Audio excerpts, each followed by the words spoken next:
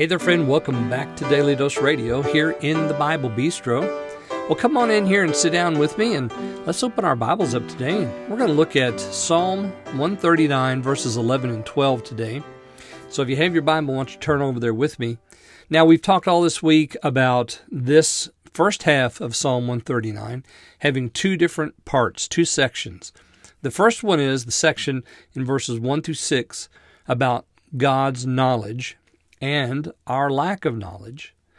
And then in section 7 through 12, in verses 7 through 12, we have section 2, which is David's vain journey. We talked about it as if we were going on a field trip. We want to take a field trip so we can apply what we've learned in class. So, David took us on a trip. We went to heaven, we went to hell, and we went to the remotest part of the sea. What else is left? Well, hang on to your seats because we're not done yet. Buckle up because the bus is still rolling, and we're going to find out where else we go today in verses 11 and 12. So if you have your Bible there, let's look at those two verses today.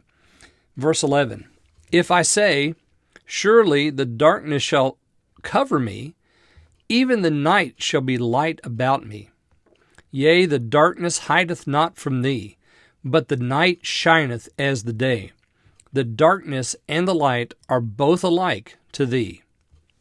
Okay, that's verses 11 and 12 here in Psalm 139. So, we went to heaven, God was there. We went to hell, made our bed there, He was there too.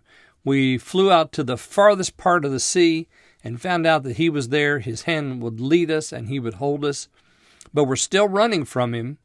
And so David takes us to the next spot, the last stop on our field trip, and that is to darkness. I want to hide from Him. So how do I do that? Well, I need a dark place. Because in a dark place, nobody can see you, right? I don't know why, but I think of Adam in Genesis chapter 3 when he hid behind the tree and he thought, well, God would just walk right on past, as if God can't see him. And God calls out, where are you? And so that, this is a part of our corruption. It's one of the most original parts of our corruption, to hide from God. So if I say, surely darkness shall cover me, I'm going to hide from Him in the dark, just like a child would in his or her room. Even the night shall be light about me. You see, it doesn't matter if it's light or if it's dark. He made both the light and the darkness. So He can see you no matter where you are, which is really a good thing, don't you think?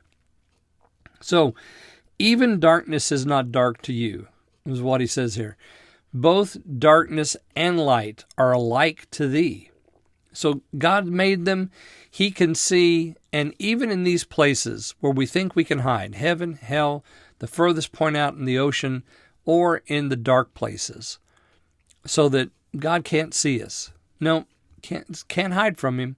And so this teaches us the intimate knowledge that God has about who we are, what we are, where we are, when we are. He knows. Remember the 7 things that we had there in the first part. He knows our sitting, our rising, our path, our bed, our ways, our words, our thoughts. He knows all of that. He knows when we are in heaven. He knows when we're in hell. He knows when we've flown out to the farthest point in the sea. He knows when we're hiding in the dark like a little child, thinking that He won't see us. But yet, the psalmist gives us something important here. Light and day, night and day, dark and light, it's all the same to Him. Because He made it all. And we put it in simple terms like this, and we understand that, this is something that God has done. He's made it. He knows us, and there's no place we can go from Him. That is both, at one time, comforting and challenging. Because if you're running from Him today, and you think He doesn't see you, He doesn't care, He's not paying attention, my friend, you must know that both light and dark are alike to Him. He sees. He knows. He knows you better than you know yourself. Intimately is how He knows you. You can't hide from him, and stop running. Call out to him today. Seek his face. Turn from your wicked ways. Call on God today. Well, I hope you'll join me next time as we look at the second half of Psalm 139 here on Daily Dose Radio.